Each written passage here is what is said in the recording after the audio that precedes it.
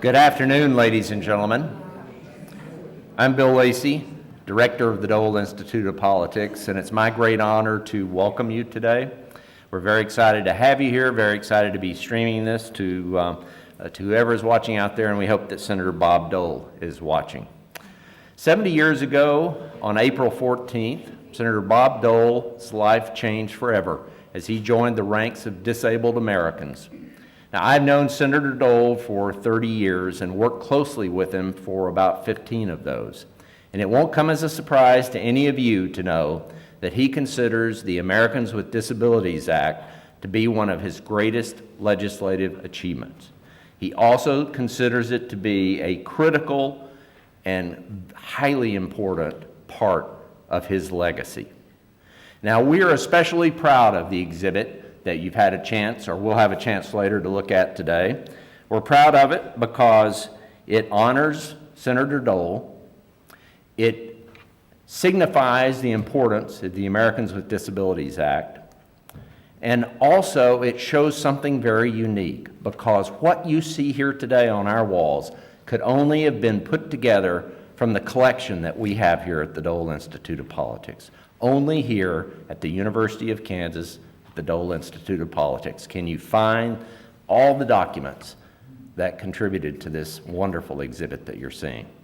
It's my great pleasure to introduce the visionary and the leader who brought this from an idea to reality, our senior archivist of the Dole Institute of Politics, Audrey Coleman. Audrey?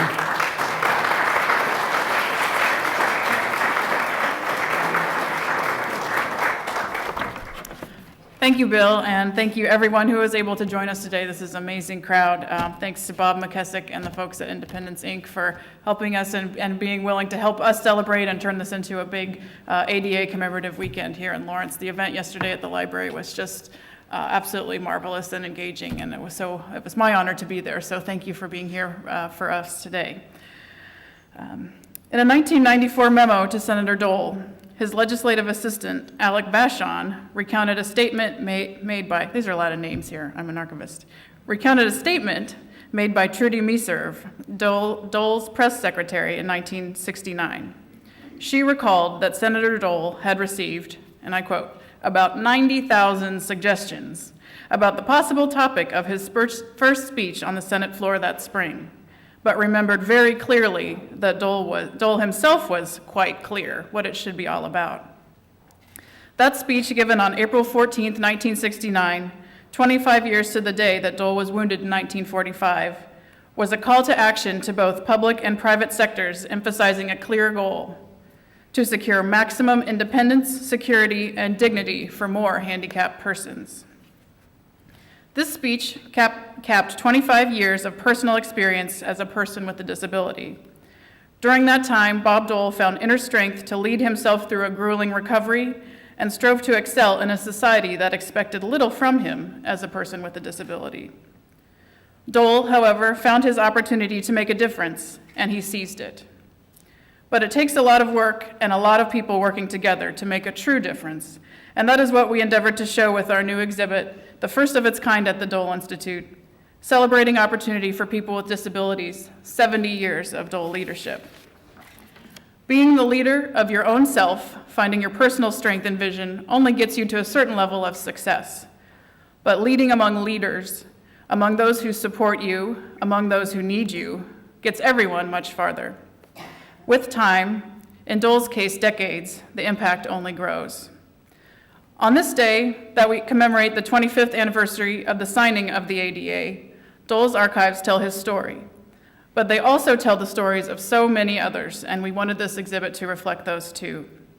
Whether they were constituents needing help, disability rights leaders providing services and coordinated advocacy, both nationally and in Kansas, such as the late Roger Williams, Joe Grieve, Howard Moses, Bob McKessick, too, is often referred to. Fortunately, he's still living and is with us today working hard, but he's referred to often in the Senator's papers as someone working here locally who can provide services to people with disabilities.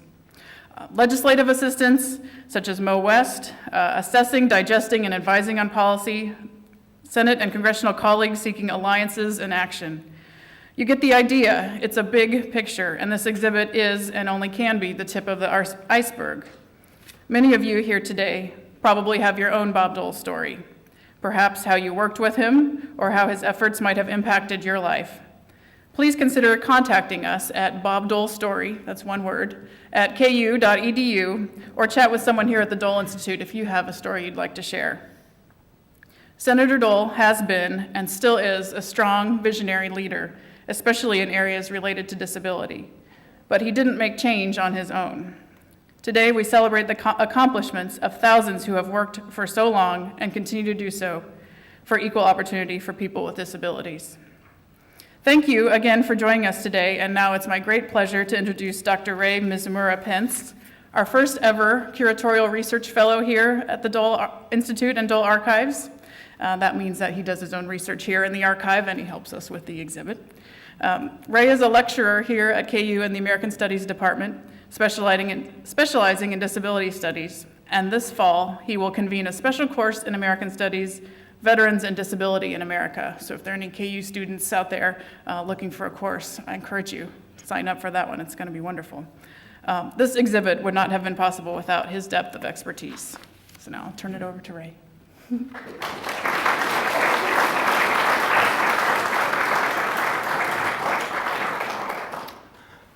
Good afternoon, and happy birthday to the Americans with Disabilities Act. I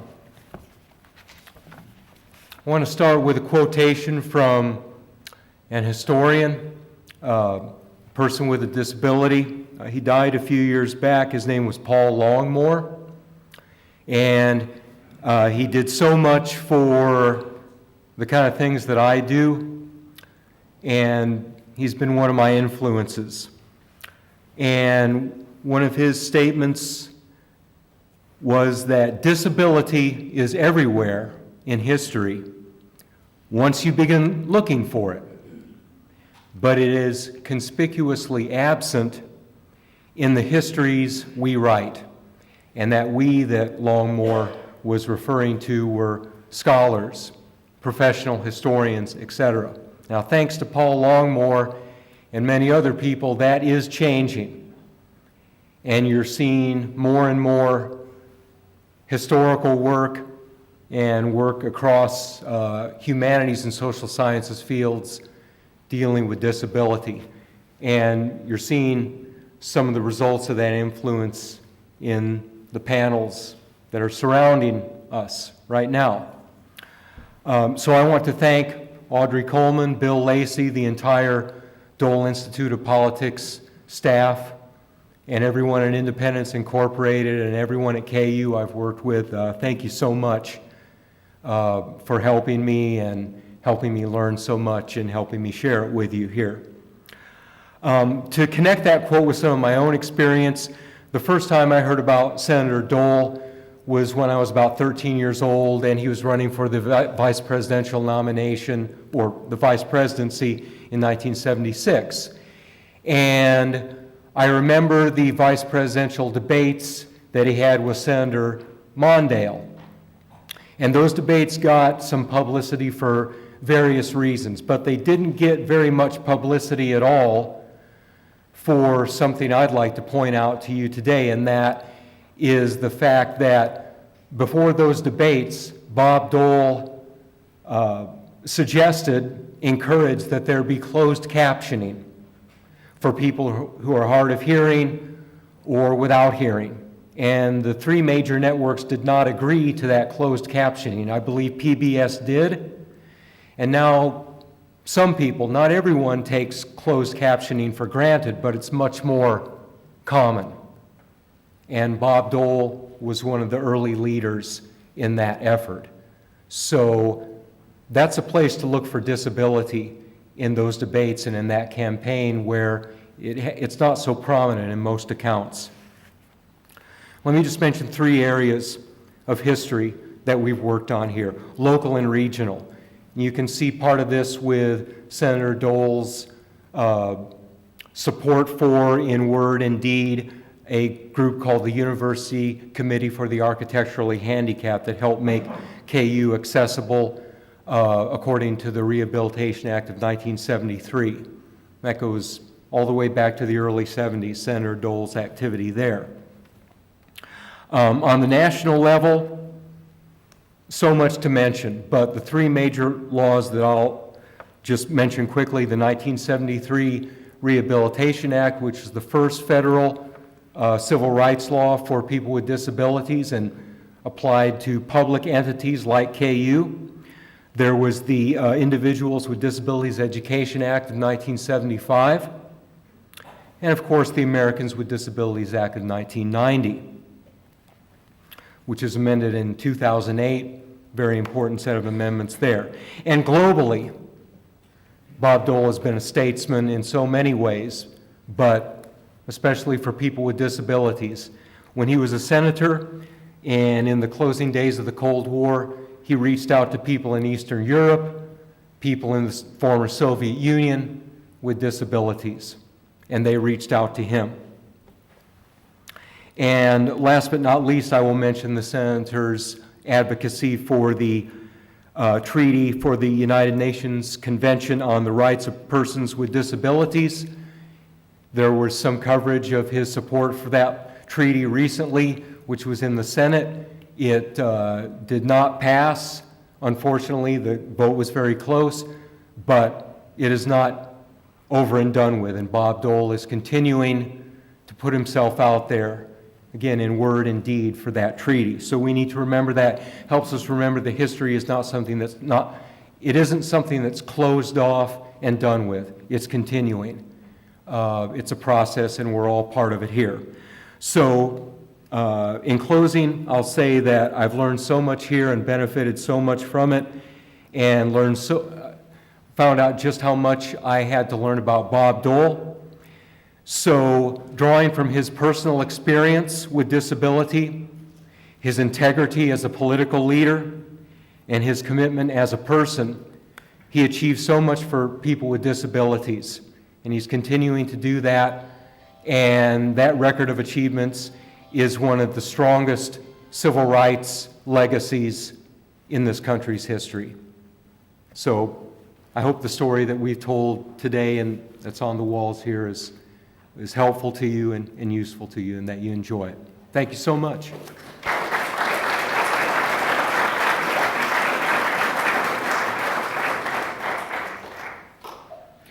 Thank you, Ray, for all of your hard work. Where'd you go? I'm trying to engage you visually. There he is. He's leaning over. This has been a wonderful learning experience for all of us, and a great, really enjoyed getting to know Ray over the last year and a half or so. Our next speaker, Martha Hodgesmith, is the Associate Director for the Research and Training Center on Independent Living at KU. Her office is in the other Dole building. Recently, she has been recognized and included in the 2015-2016 KU Women of Distinction calendar, along with advocates Renita Wilkes, Jean Ann Summers, and Katarina Dillon for their work advocating for people with disabilities. Martha is a dedicated friend of the Dole Institute and participates as a mentor in our mentoring program. And if either of those programs sound exciting, why don't you ask her about it? Thanks for being with us, Martha.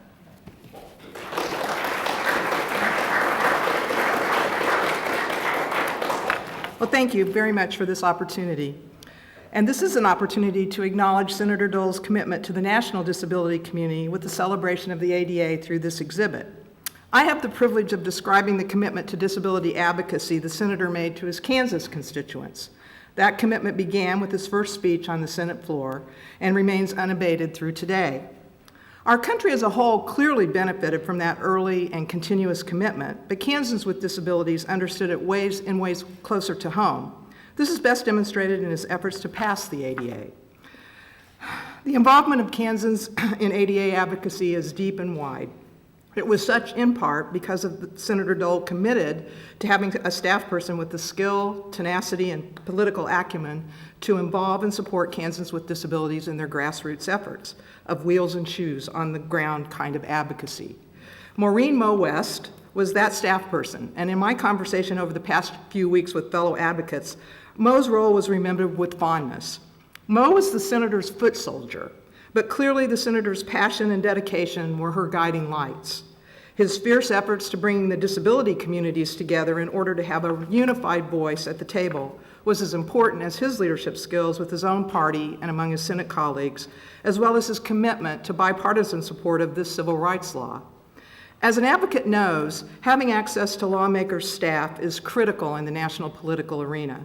But having a senator who knows how to use such staff, not as a shield against his own involvement with his constituents, but as a conduit for his constituents to effectively assist his efforts in working for support for all levels of bill passage, from the grassroots to the White House. Through oral histories and other archival material as gathered by entities such as the Dole Institute, we come to know a fuller story behind historic events. It is the internal staff meetings, the across-the-aisle recollections, and the candor that comes with the passage of time that allows us to come to know the true nature of our leaders, be it for ill or good. What we Kansans know from our own recollections and continuing involvement with the Senator and the Dole Institute is the Senator's personal and professional commitment to ensuring that when what is right and legal come together in the ADA, his true nature was at play and on display.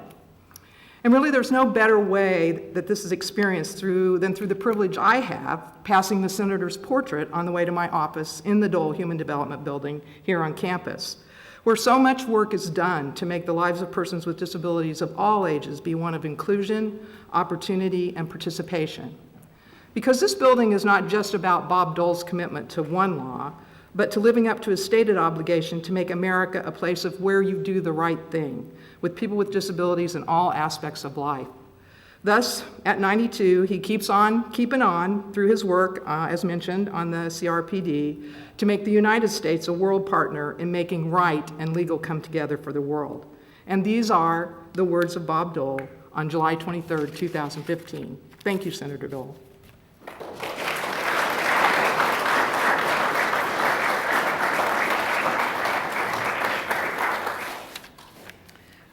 Thanks so much, Martha. I love how you talked about the role of the historical documents. I was just kind of giddy standing over there, so she gets it. It's great. Our last speaker this afternoon is Mitchell DePriest. Mitchell is a student worker in the Dole Archives in a position made possible by General Electric, funded specifically for students with disabilities. We've had several wonderful student GE interns at the Dole Institute under this program. Mitchell has been with us since the fall of 2012, with a stint away working for Congresswoman Lynn Jenkins, and it seems somewhere in there, and you were gone, but you've been here so long, you're a staple of our department and the Dole Institute. He's also a member of the Dole Institute Student Advisory Board. Mitchell is a student majoring in political science at KU, and he'll graduate this December.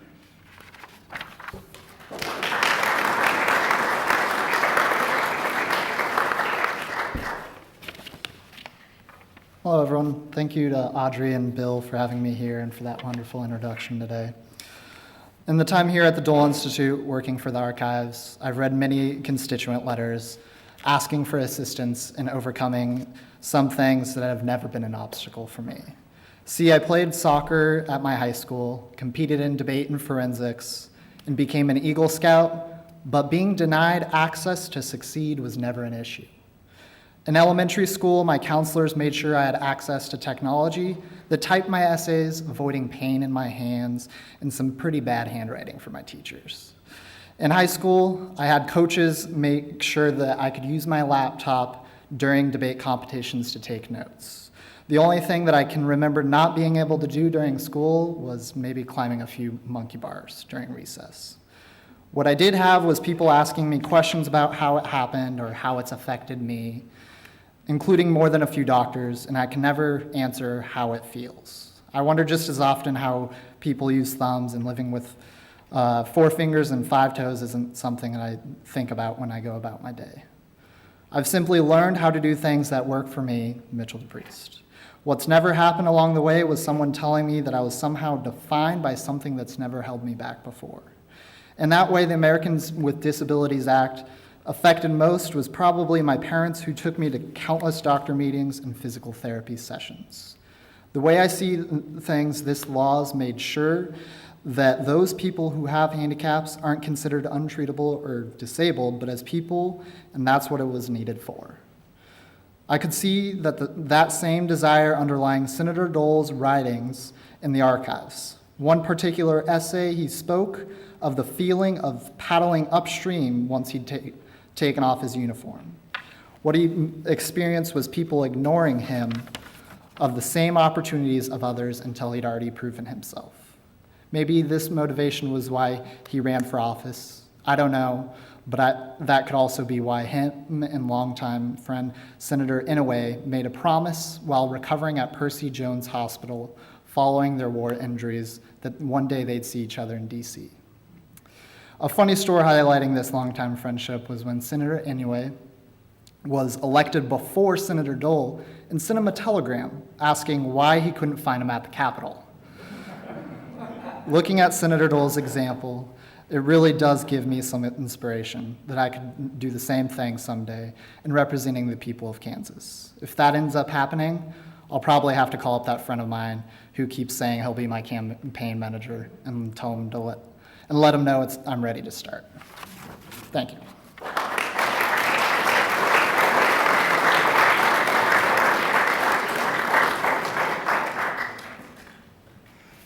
Thanks, Mitchell. He is one top-notch kid, and as I mentioned, he's a fixture in our department. It's going to be really hard to say goodbye to him at the end of this year.